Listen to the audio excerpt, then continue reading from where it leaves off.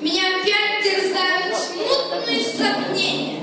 Уж папка, магнитофон, у посла медальон. Ты на что намекаешь? Я спрашиваю, ты на что совсем можно намекаешь? Посол Курлянский принять просит. Федь, ты чего? Посол Курлянский принять просит. Не-не-не-не, наш перерыв на обед. Царь применить желает.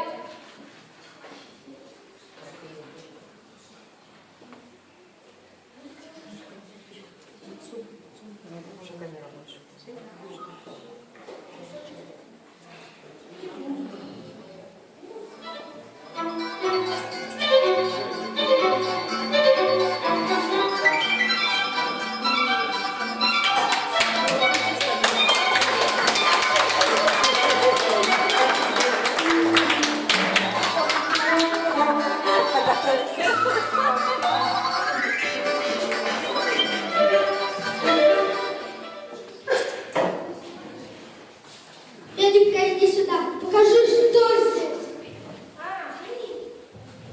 Почки заячьи верченые, голову щучьи чесноком, икра красная, икра черная и, да, заморская икра, баклажанная.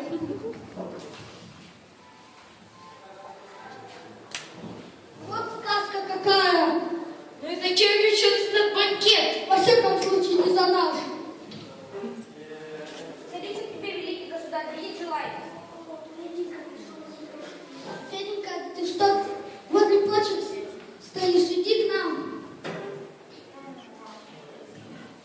Феденька, у вас ювелир в магазине драгоценности принимает. Сделай. Царица к тебе, великий государь, видеть желает.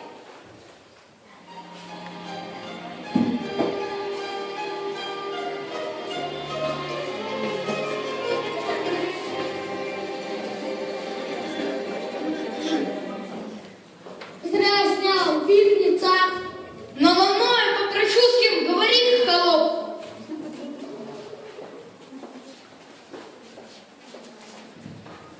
Приветствую, царь. Очень приятно, царь. Царь? Здравствуйте, царь. В тишине постучалась в двери. Неужели ты ко мне? Верю и не верю. Падал снег, плыл рассвет, осень моросит. Столько лет, где тебя носила.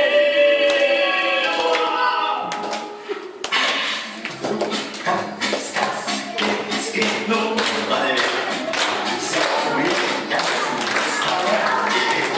40 лет я ссорился, родители встречи с тобой. Но это уже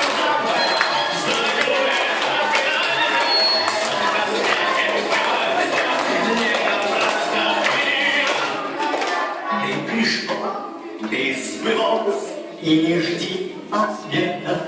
Без тебя, как жилось, не на свете этом.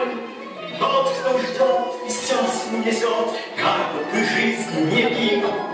Лишь бы все, это все не напрасно было. Танцуют все.